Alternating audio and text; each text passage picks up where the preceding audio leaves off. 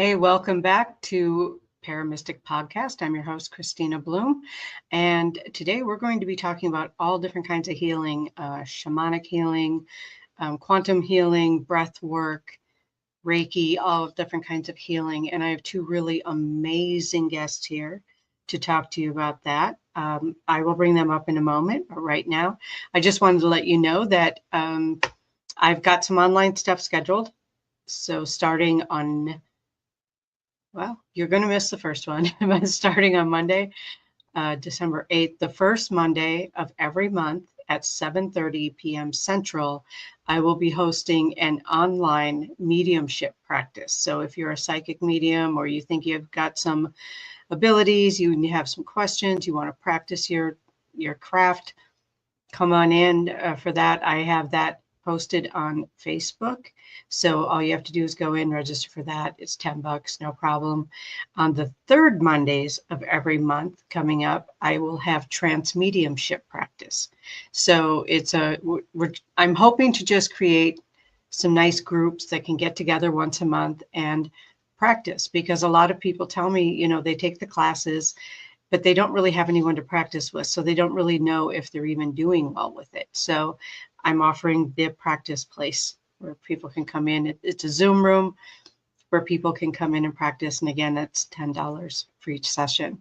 I do have some classes coming up as well. So make sure that you check out my business page, Kristina L. Bloom, Spiritual Advisor on Facebook. And you can look up those classes, the other classes as well, which will be running on Tuesday nights on alternate weeks of the practice classes. I will also on December 27th be in Antigo, Wisconsin at Book Bauble and Blessing. And I will be there doing a gallery reading and private or individual readings. So come on by, you can make an appointment with me, or you can get a hold of Rhonda at the store if you want to reserve an appointment time. And that starts at 2 p.m. All right, enough of the business stuff for the moment. Let's bring out Whitney Heuvelans and Matt Schmidt. Hey. Hey, how are you? Fantastic. Good to see you again, Kristina. Good to see you too. And I'm meeting Whitney for the first time today, so that's fun and exciting. Yes, thanks for having us. We're excited to be meeting. Yeah, it's wonderful because I have not met you at all. I don't think I've met Matt in person either. I know we've met online a few times, which is weird because we don't live that far away from each other, but it's all good. So tell me about your healing modalities, because I rattled off some stuff here. We've got some shamanism, some quantum healing, we've got breath work, we've got Reiki. Fill us in. I don't know. It's hard to where to even start. I know, right? It all kind of runs together. It just sort of. I was saying off camera, well, this is Matt Schmidt, and he just does a mashup of stuff. I think that's kind of what we've all been kind of going into. Like I've pulled from like all the different parts that I've kind of learned over the years, and what works and what doesn't. And, right. It's basically more tools that we can use, but like I only offer one thing really in my private work, and it's just like I don't even know what to call it anymore. It's like, oh, it's a Matt Schmidt session. But yeah, there you go. Because why wouldn't you use everything that you've learned? Like it right, doesn't have to fit into a box. And when we try to constrict it or restrict it to a certain modality, a certain type of thing, you really end up like cutting yourself off from the magic, I think. So I agree. And Whitney, what do you offer? Kind of the same thing, probably, huh? Yeah, Mishmash. It is. I think because we're multidimensional, we're multi-sensational creatures. So, I think mixing sound with energy work is really potent and speaks to a lot of people. So I think, the ways that we can help like get through and just kind of do a lot of healing work is by kind of bridging them and mixing them, right? So I do a lot of dream work and breath work. I like to say like everybody dreams and everybody breathes. So I think, while we're in our conscious, while there we're you go. Conscious awareness kind of waking life, we can use the breath to help kind of do what we need to do. And then when we all go to sleep at night, then we have this other whole big world open up to us. So those are kind of the realms that I really like to spend most of my time. Nice. Nice. I know that when this airs, there are going to be a lot of people in the comments section asking about interpreting dreams. Is that something that you do, help people learn how to interpret their dreams, or do you do something? I'm not sure how that works for you. Yeah, I help them kind of, like you said, I interpret them for themselves. I will never interpret them for them because dreams are so personal and individualized. So I'll just give them tools and different techniques that they can do to help kind of decode dreams. Dreams are very symbolic and use a lot of metaphor and sometimes archetypes and things like that. So it's like once you get your own kind of lexicon and your own Rolodex of symbols, they're really kind of easy just to kind of tweeze apart and to navigate. That's excellent. That's excellent. I know a lot of people ask me if I do dream interpretation, and it's just not something that I felt drawn to add to my repertoire. So now I know where to refer people. Yes. I think we've noticed that I think we've noticed as a shift in both of us, like both of what we've been doing or kind of like going into, regardless of what we're doing or how we're working with people, it's really empowering them to do this for themselves. Mm-hmm. Like, right. Regardless of how we're helping them. No, she said, I don't interpret dreams for people, but I'll teach you how to do it. and then right. People leave with that sense of, wait, I can do this? What else can I do? And then, I don't know, then the magic really starts to happen, because I don't want them to feel like they need one of us to get healing, or, like the whole point is to get them where they don't need us. Mm-hmm. There you go. Exactly. That's what I do too. In fact, my tagline on my website is empowering you to empower yourself. Like mm-hmm. That is literally the tagline on my website. So yeah, I'm right there with you. Yeah. Right there with you. From a shamanic perspective, there's like 3 different ways where we get like disease or unbalanced. And, the first one is power loss, soul loss, and then energetic intrusion of some sort. So it's like, really, if we can help kind of buffer and just lift people up and give them back their power, I mean, that's already like 1/3 of the healing of the population or of disease that's out there. Right. You are absolutely correct. And we're really taught. I was on a podcast earlier this morning when we were talking about, we're taught to give away our power. Mm-hmm. Like from little on, we're taught to give away our power. Listen to the big people, mm-hmm. Listen to the people in the white coats, listen to mm-hmm. the guy with the necktie on, listen to, you know what I mean? It's like, so we're kind of taught right from the beginning to give away our power. So to have a life plan, or a purpose to give people their power back, to teach people to take their power back. That is really amazing.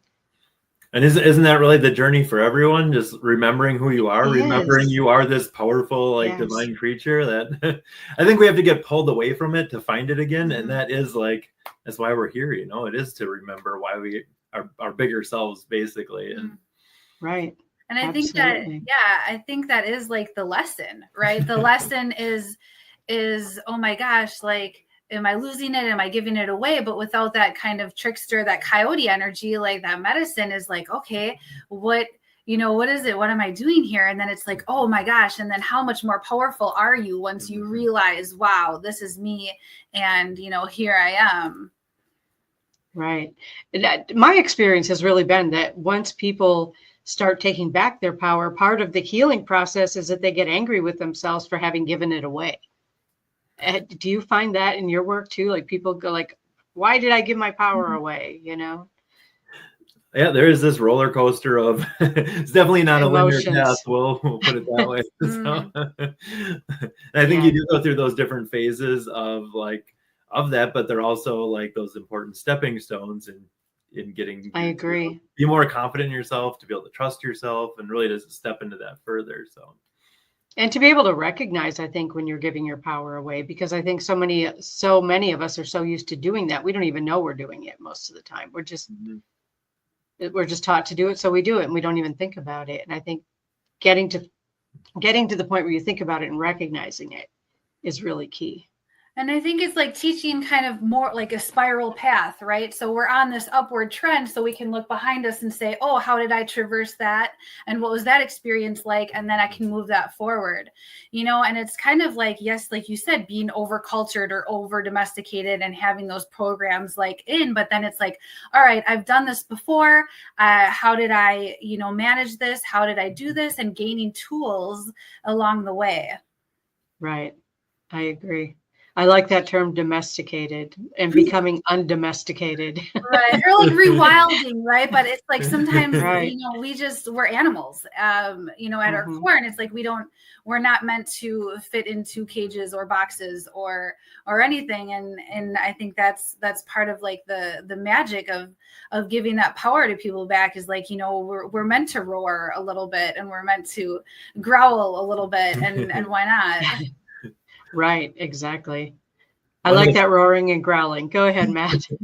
One of the first things that I learned as like a technique to help people is hypnosis, and people are like, oh, you hypnotize people. I'm like, actually, no, I unhypnotize them to help them, to wake them up to who they were or who they are. Right. Kind of the opposite of putting them in a trance is taking them out of it. I agree with you. People don't get that though. Like, oh, I can't be hypnotized. Like it's something to brag about. And I'm like, well, because I'm a hypnotist too, right? So I've been through that training, and I understand that there's that part of that where you go, no, it's all on you. You can choose to be hypnotized. You can decide that you want to dig deeper.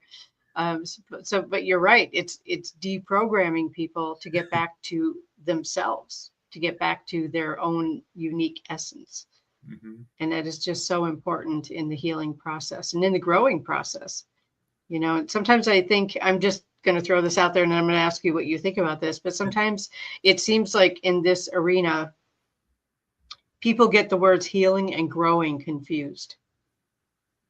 Like they're interchangeable sometimes. I don't know. That's just something that I've noticed, because people can be on a healing path for decades and still never declare themselves healed. I'm like, what are you doing? So I just throw that out there. I just want your take on it. How do you perceive something like that? God, yeah. All right. As far as like the healing and growth, I think you're always like healing, you're always growing, and like, but you can acknowledge, hey, I've healed this, and this, and there's always more to learn when you become stagnant. How much you're actually doing it. It doesn't have to be healing in the traditional sense, but I look at any growth as like a form of kind of healing. So what I see often is people think healing is fixing. And I often tell people, if I had a magic wand could take away whatever, you're not going to learn anything. You're going to be right back where you started, because you didn't learn what it was trying to teach you or trying to guide you to, or why it was happening in the first place. So I think that often people often look at that incorrectly, and I think they'll come to me like, oh, I need to fix this, and I need to fix this. I'm like, well, you're not broken. Like, this is trying to get your attention for a reason. And when you stop looking at it in those terms, you can make more progress, because you're not like a victim of your circumstances. You see it as an opportunity for growth. And then, with respect to healing, then that healing, I guess, is growth then. I completely agree with that. Yeah. Yeah, I look at it a little similar too, is like, people aren't sick all the time, like I need to heal. I'm like, why are you taking this medicine? Like you're not sick or diseased all the time. But I think, like you said, growth is like, if you have a tree and it's stunted or there's something in the way, it's going to grow around it and maybe even better and then split off. So I think recognizing, okay, this is where I am right now in my path and my journey, and then growing and kind of deviating from that path, and like, what did we learn from that lesson? And I think just that awareness is really potent in itself. Oh, I completely agree. I think also the intent behind it. So I started out, I was doing all this like self-improvement work, and I was like, I'm doing the good stuff, right? Like, this is great. And then I became aware that you're doing all this stuff because you still don't think you're good enough. And I'm like, oh, dang it. So it was right. It was all this old stuff repackaged, and it was like, but it was like on the outside it looked good, but it was like the driving force behind it was because I still didn't feel adequate, and I felt like I had to do all this stuff to make up for, rather than addressing the actual issue. So. Right. Right. And sometimes getting to that core actual issue, that can be the thing that we work on self-improvement a lot for years and years and years, but never look at that core, because that one hurts too much. You know, I'm sure I did that. In fact, I know I did that at some point. So, but I've also seen a lot of other people do that, where it's like, well, if I just forgive all these people and I don't actually look at the pain, I can be okay. And it just goes so much deeper than that, I think. So, Whitney, what have you seen in your work as far as how breath work affects people? Because I think enough people don't, I'm like, well, I'm breathing. What's the problem? Well, there's breathing, and then there's breathing. Right. Yes. I think we trap a lot of emotions and different, if you want to say trauma, in the body, right? And we hold it in the cells of our body, and then we get, we don't breathe, and we have restricted breathing. We have then restricted ways of doing things. We get stuck in habits, and then that perpetuates, right? So I think like breath work and just breathing and just knowing how your breath pattern is super, super important, and then also there's all the physiological effects of, if you breathe consistently and freely, then, you're oxygenating more, your muscles are less tense, your cortisol levels can go down, blood pressure can go down. So, I mean, in a physical arena, it's very, very powerful. But then it's also too, like, what are we holding or restricting or stifling in ourselves that is coming from an emotion? So I think, breath work can do so many things on so many levels. And that's why I think it's beautiful. So that's why so, and then I also do like breath work, like breakthrough breath work, which can be, a little bit more kind of propelling yourself into like different states of like consciousness, and being able to get into and reach that like liminal space of meditation for some people who are like, oh, I can't just sit and meditate and stare at a flame. There's other ways of doing it. The Sufis, they spin, some people chant. So breath work is also another way to get people into that space where they can really, really do some good digging. I love that.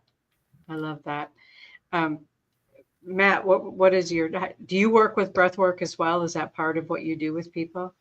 More so on the receiving end. I do breathing with stuff, basically to like move energy in the middle of our work, because stuff can just move quicker when you incorporate the breath. Right. I feel a lot of people's stuff, so I can feel when it moves out of their body. When we breathe with it, it's like stuff goes quick. My own experiences being on the receiving end of the breath work is like, I've had experiences I didn't even know were possible without substances with the breath. I've been able to release stuff that I couldn't get there. Like my mind would get in the way. It's great for people that are like analytical, because there's nothing to think about, nothing to figure out. And it's almost on like a different level, where even if you've addressed the things around it, sometimes your body still holds it. And it finally gives it permission basically to finally go. So yeah, that cellular memory can be really strong. And you don't have to figure it all out. You don't have to have all the pieces of the puzzle. Sometimes it's just almost plumbing, where it's like, okay, let's move this out. Like, flush it out. There you go. 40 years ago, let's get the rest of you up to speed with you. So excellent. These human bodies hang on to stuff pretty well. So they really do, don't they? And I think part of it, we need to hang on to stuff. Like we need to remember how to walk from day to day. We need to remember how to talk and brush our teeth and, talk to people and all of that. But yeah, we do hold on to a lot of other stuff. So actually, I'm going to go in a little bit different direction with this. So sorry for the curveball. On last week's show, we were discussing trusting your body's intuition. And that is such a powerful topic, I think, to incorporate that into any kind of healing that you're doing, regardless of what it is, or even the need for healing, like listening to your body when your body is saying, I need oxygen, or when your body is saying, this hurts. Can we do something about this? So I just wanted to kind of toss it out. And how do you work with people with learning to trust their own body intuition? Because I think we tend to separate intuition from body, but I think it has to work together. Definitely. Like the way I kind of help teach people is like kind of the lower energy centers or chakras, if that's something that they know about, is a lot of instinct, right? You get that gut feeling, and we know that the gut is like, the second, third brain from your heart, and it has a lot of substance there. And then I think like the upper chakras, I always say like that's the intuition. You might get more of the downloads. You might get more of just the cognizance, the knowing. So I kind of just like it, everybody gets it a little bit different, but it's very strong once you're like, oh, that's what that is. Oh, that's why I had the goosebump response, so it's like just paying attention and just kind of tuning in. And then they're like, oh, I've been doing this whole time. That's what it is. It's usually they're getting those intuitive hits, but they aren't really listening. Or not recognizing, maybe. Right. Oh, they're not heeding the warning. They're like, yeah, I should have, did this and I knew it, but I didn't. Right. So like they aren't taking the action. Yeah, that makes sense. And what about you, Matt? How do you work with people with learning to listen to their body and the intuition that their body is giving them? It's funny. That's literally the last class I was doing this week. I was teaching a whole retreat on. It's called "Listen to Your Body and Heal Yourself." There you go. Here's your platform. So yeah, like I see the body as a messenger. It's always talking to us. It's always communicating to us. Most of the time, we're not listening to it, or we don't know how to listen to it. Okay, what is this trying to tell me? It's not trying to trick you. It's trying to get your attention for some reason, and it's usually when we're not listening to anything else that it like, okay, let's turn this up because you're still not listening. And I used to get sick like 5 or 6 times a year. I can't remember the last time I've been sick. Because as soon as I start to feel a little bit off, I'm like, okay, what do you need? Like I talk to my body. It sounds weird, but it's like, it's always communicating. It's always listening, and listening back to it when it's trying to get your attention is huge. So I don't try to plow through anything. I don't try to finish the next project. It's like, okay, and I stop doing whatever I'm doing and like, okay, what do you need? And it's been danger. I love that. I think it's unfortunate that a lot of people feel like they, for whatever reason, can't stop and listen to their body. It's like, well, I have to get this done. I have to get this done. And particularly, I think if you work for someone else or for a corporation, people are always feeling kind of under the gun and like, I have to do this. And going into work sick, so everybody else gets sick, right? So it's this whole thing about not being able to listen to our bodies in a 3D world that treats us like we're machines. Yeah. The irony is, like, I used to be out of commission for 3-4 days when I got sick. Now I listen to my body, and within hours I'm fine. Right? I'm not, like, I don't end up getting sick. So like, if you look at the big picture, what was I actually gaining by, trying to keep going through that extra, like, and how good of a job are you actually doing? And it's like, it was such an eye opener for me that, yeah, when you're in that alignment with your body, when you're listening, like, you don't need those loud messages because you're doing what it's telling you. Yeah. And my personal experience has been that when I ignore it, eventually it gets loud enough to where I can't ignore it anymore. And I think our bodies are designed that way, but we tend to push through and not listen to our bodies. And I think that that's a really unfortunate thing. And how we can, spread that across every category of our lives. It's not just with physical health. It's also with paying attention to what's going on around you and your body giving you clues about you might not want to be right where you are right now. Time to move, And I've learned the other thing too. It's always listening. So how are you talking to your body? Most of the people I've had with autoimmune issues is from the way they talk to themselves or the beliefs they've taken on about themselves. Oh, I hate myself. I'm not good enough. And like your body's like, oh, this is garbage. All right, let's help.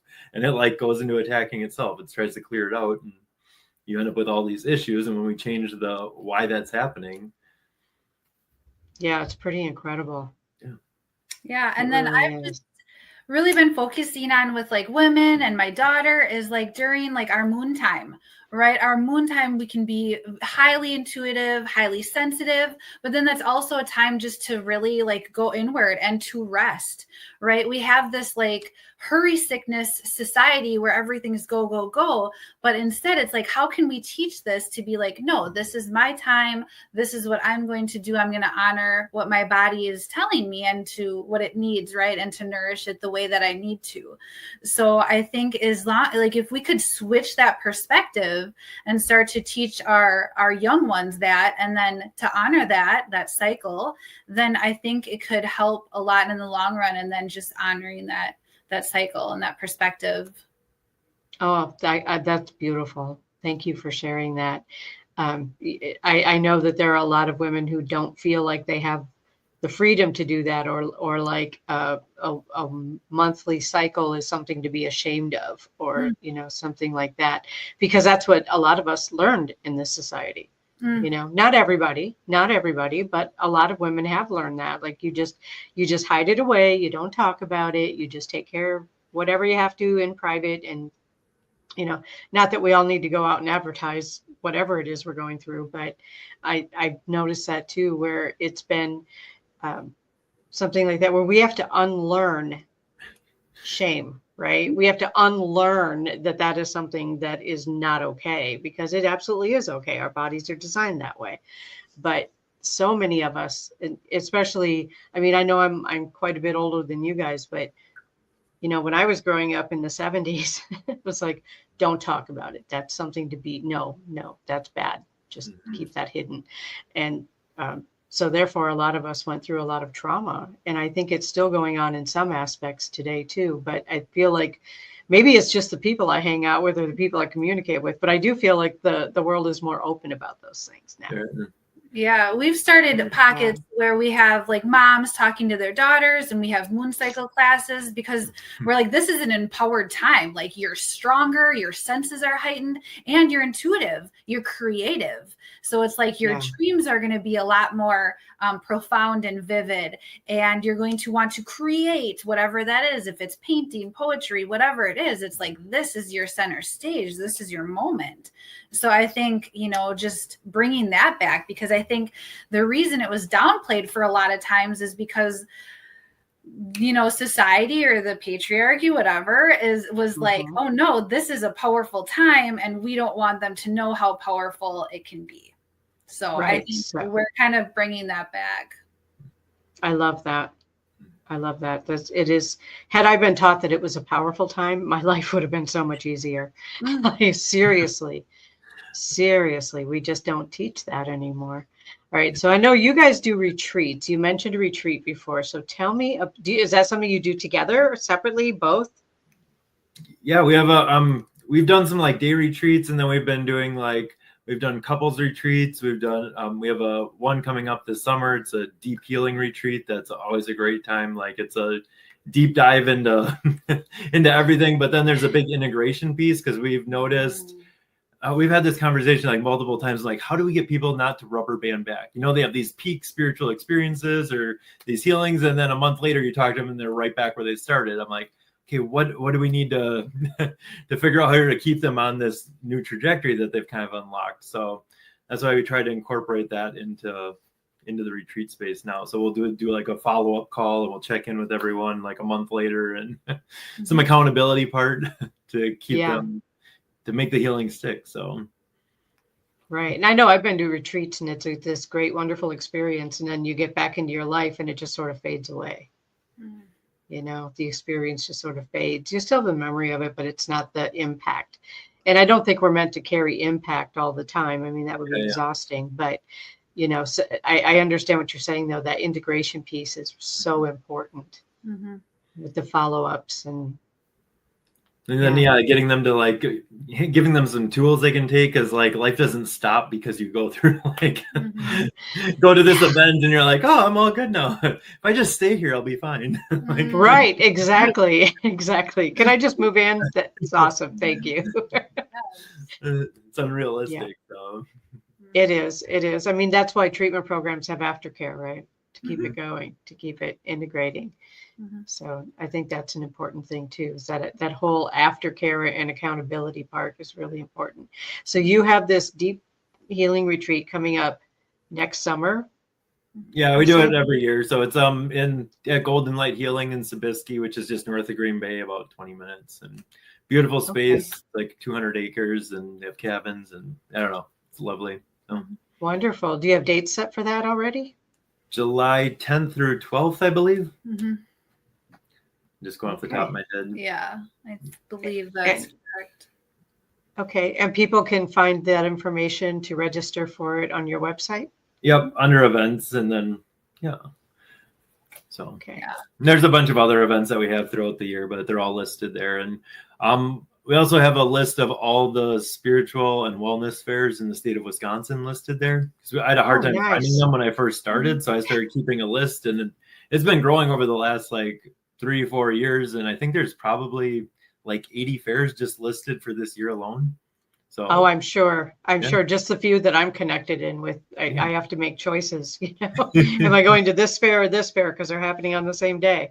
So I was missing stuff down the road. I was like, how didn't even hear about this one. So now that I kind of know the players and stuff like that, I can put it out there just for everyone to have access to it, basically. That's excellent. So if people are looking for a place to be a vendor or a place to go to experience a fair, it's all right there. Yeah. That's wonderful. I wish I'd known that. Now I do know that. Yeah. I now have information. That's awesome. Awesome. So what are some of the other things that you do? I mean, you go to other people's events, but do you do other things as well? Or how do you get yourselves out there, I guess?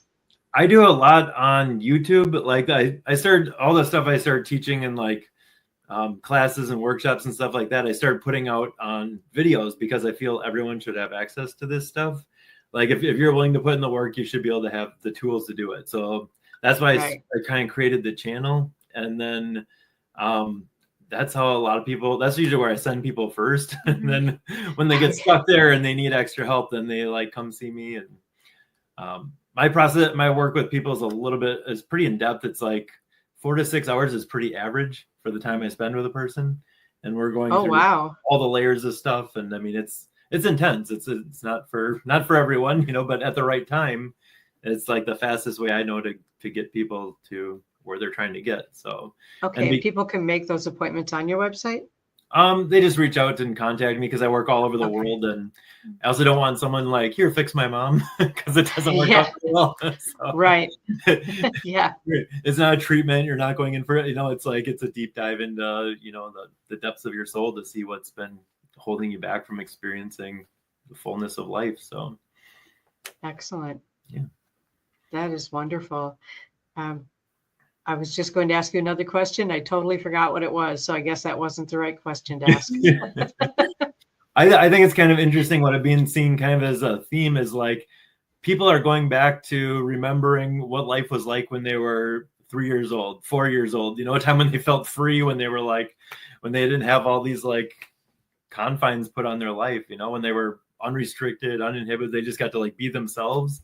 And really that's what everyone's getting back to is like before life happened, you know, they're dumping off all this stuff. It's not something way out there that's like unattainable or you have to like achieve this high thing. It's like, no, you just have to dump off all the crap you've packed on to get back to your true self. So I love that.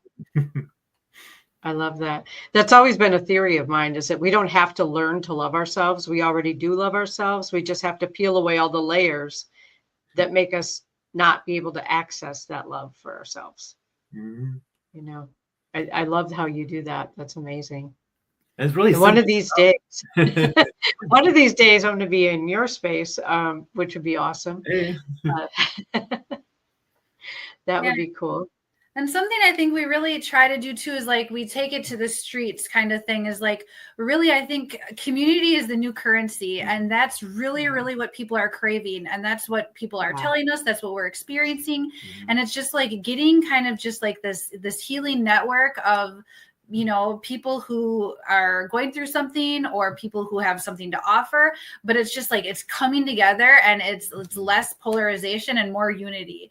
And then that's really, really how the things have been really, really elevated lately. Oh, I love that.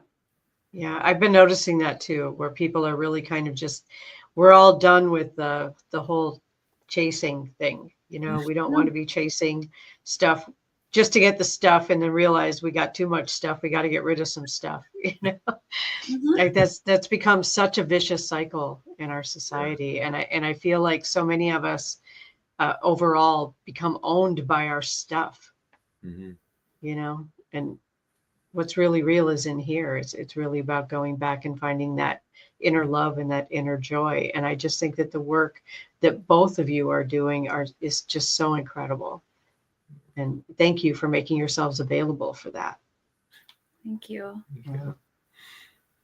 I think that a lot of people feel really alone going through this, and it's like the community's out there, you know, but they don't know how to come across these people. How, like, especially we were talking about this the other day. It's a Friday night. We don't go out. We don't go to, like, how do you end up meeting people that are like, you know, that are on the same kind of wavelength as you? And it's like, even though I do have stuff free out there, people still show up to the exact same thing I posted for free. It's like, because what's different? They want that connection. They want that, like, family, the community, the thing that they've been like, the emptiness they've been feeling or craving, I guess, and kind of looking for that. And and we have like a wide web of people that we know, and that's why we're like, reach out to us, like, you know, just if we're not your people, we'll find you your people, you know, we'll find them for you, and we'll do that because it's like everybody's is really wanting that connection, and it's there, you know, if they're seeking, it's there. Absolutely. I think connection is really missing more than almost anything else. In the way that society has turned over the last decade, you know, probably century, you know, where we've all become so much our own little pods that we don't reach out and connect with community. And we kind of forget how to reach out and connect with community. You know, and as we're growing, this is another thing, as we're growing, how our communities change. Yeah. You know, friends leave. Okay. Well, new friends are coming, but where do I find them?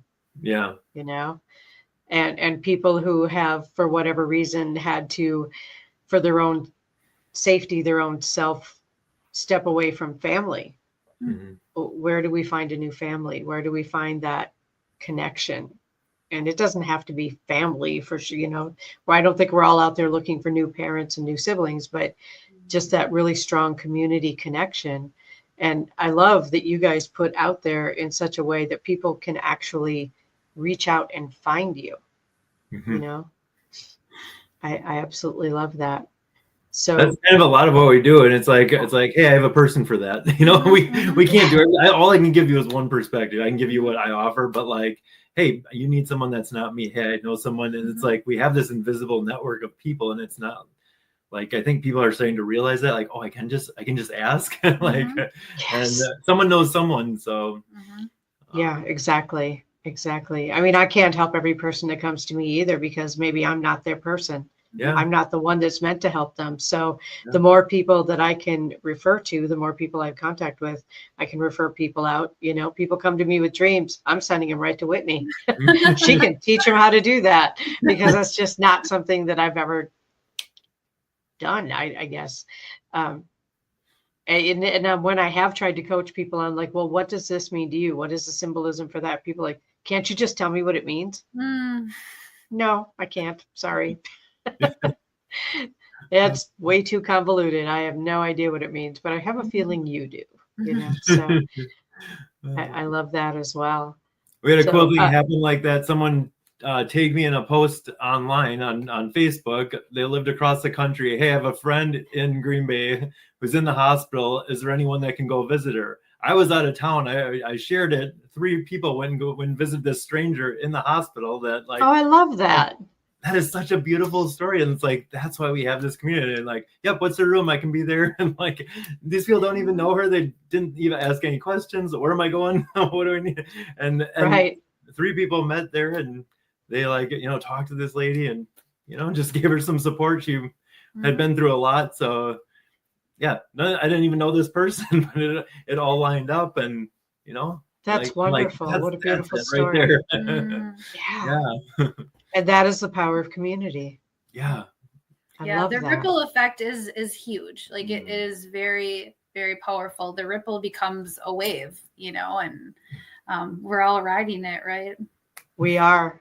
Some of us are holding on for dear life, and others are on board just going, woo, but we're all riding that wave. That's awesome. That is awesome. I want to thank you both so much for being here and for sharing your wisdom and your community with it. And I know that these broadcasts go out to a lot of people, so I'm sure that your community will continue to expand. I know mine has, since I started with All Access Network Television. Huge. It's just really huge. So I want to thank you both again for being here. And if you would like to connect with either Matt or Whitney, you can find them at www.mattschmidt, that's with a DT, QH.com. And for Whitney, you just put her name on a slash back after that. So thank you both so much. And I look forward to meeting you both in person sometime soon. Thank you, Kristina. Thank you Appreciate so it. much. All right. Take care. All right. You too. See you next time on ParaMystic Podcast.